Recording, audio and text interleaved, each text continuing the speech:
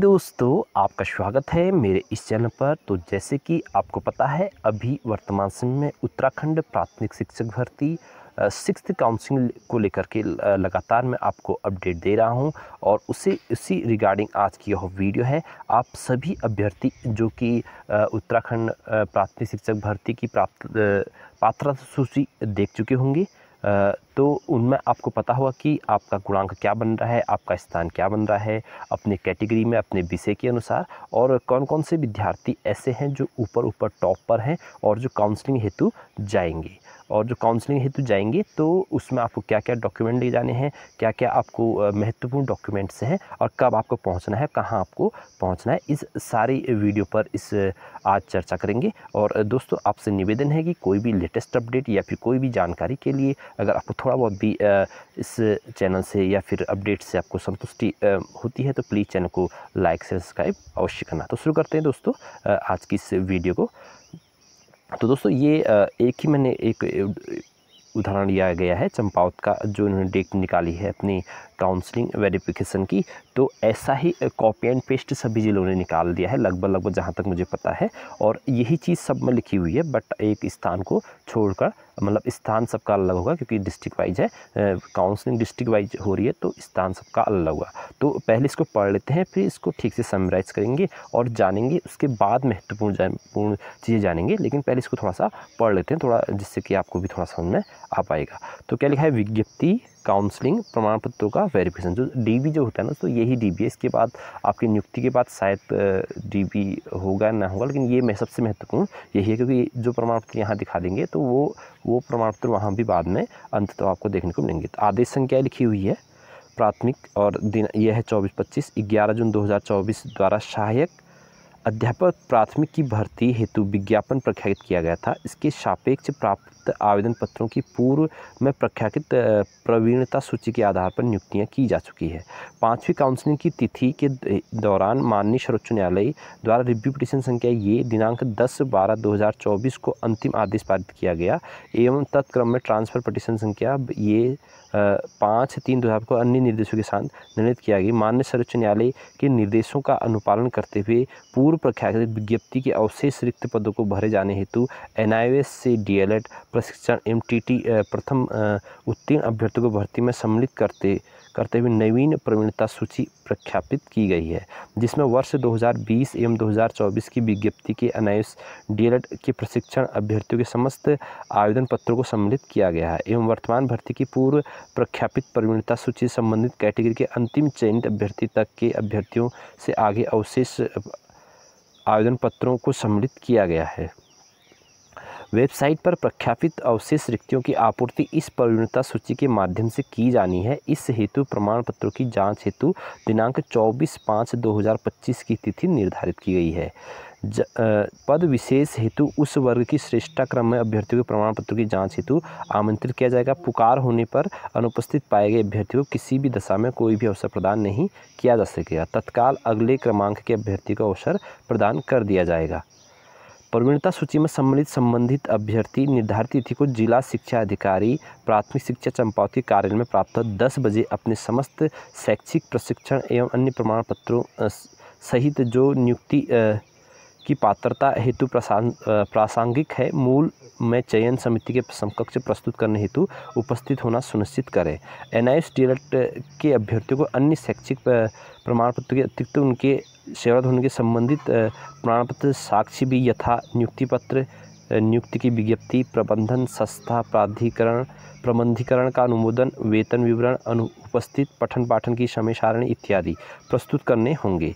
NIOS DLED उपाधि धारक अभ्यर्थियों की नियुक्ति नितांत रूप से उनके सेवारत प्रशिक्षण प्राप्त किए जाने की प्रमाणिकता पुष्टि के अधीन रहेगी। तो दोस्तों, ये वाला जो लिखा गया ना, बहुत ही गजब यहाँ पर पॉइंट लिखा गया हुआ है। तो दोस्तों, पहले आप इसको समझ लेते हैं पूरा एक एक पॉइंट करके। आपको पता है 5वीं काउंसलिंग कंप्लीट हो चुकी है, 6ठी काउंसलिंग ये अंतिम काउंसलिंग है, इसके बाद कोई भी काउंसलिंग नहीं है। इसलिए इन्होंने सारे जितने भी अभ्यर्थी हैं सबको मौका दिया है काउंसलिंग का। ये नहीं कि कुछ ही आवेदन दिया, मतलब कि इसमें जितने भी अभ्यर्थी हैं, कल मैंने एक बार DO अल्मोड़ा डीओ में पता किया था कि क्या इसके बाद कोई और मेरिट सूची निकलेगी अल्मोड़ा की, तो उनका क्लियर था कि नहीं, आप सारे लोगों को जितने निकल चुके हैं इसके बाद कोई सूची निकलेगी।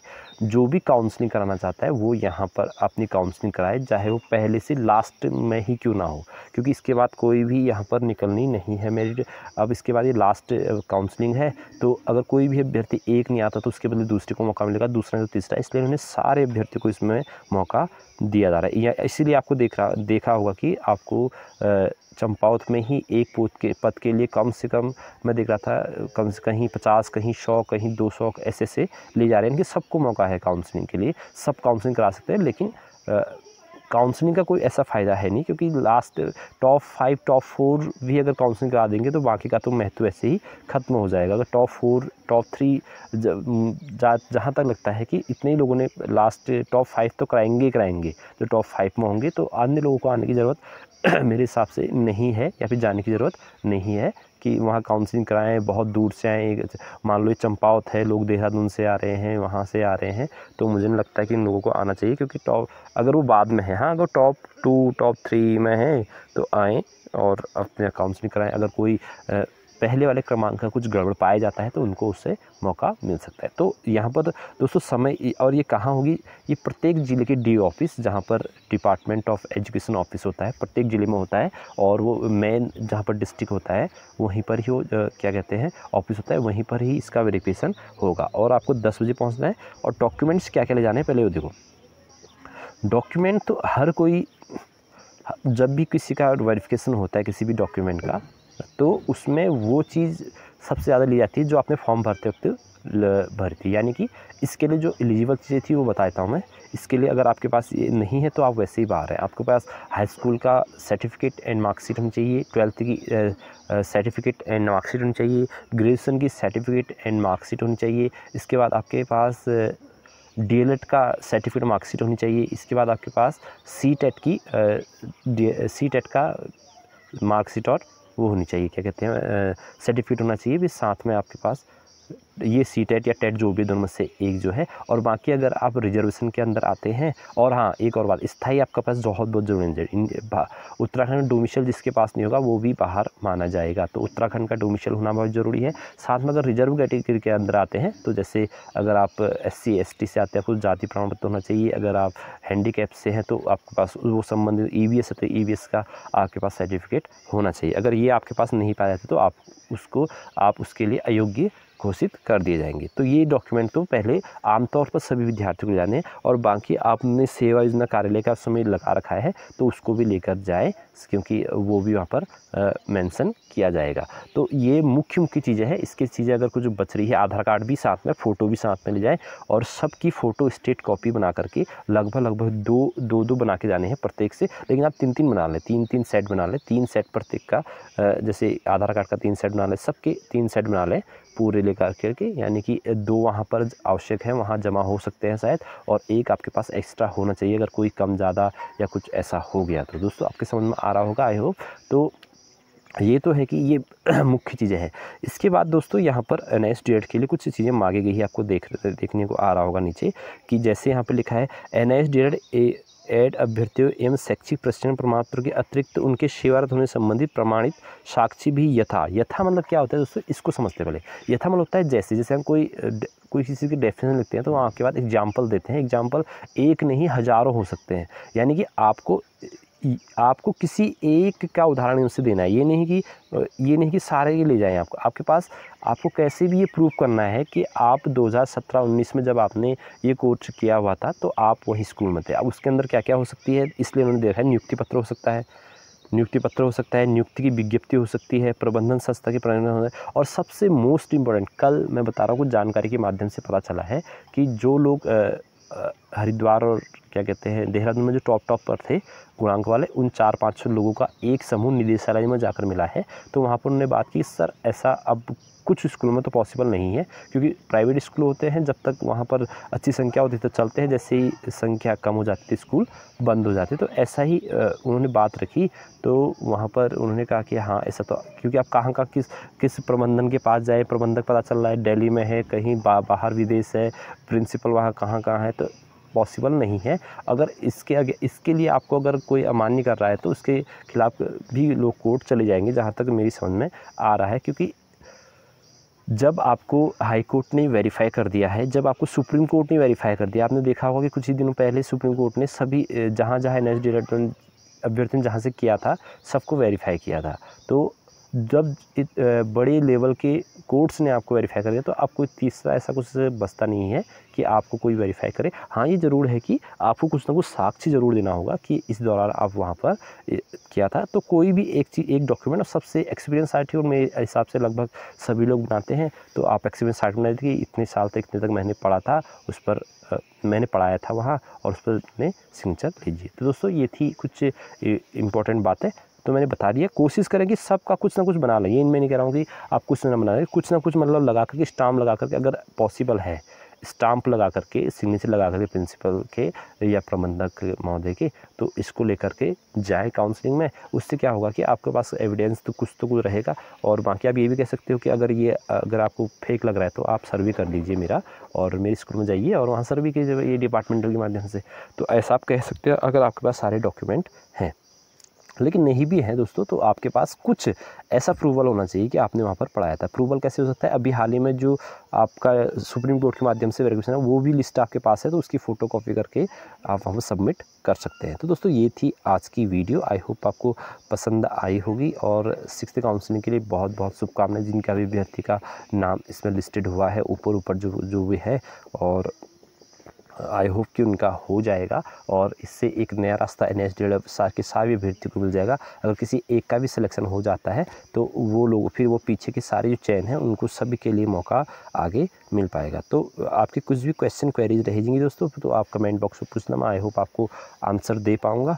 और लगभग सारे ज़िलों की यहाँ पर आ चुकी है लिस्ट।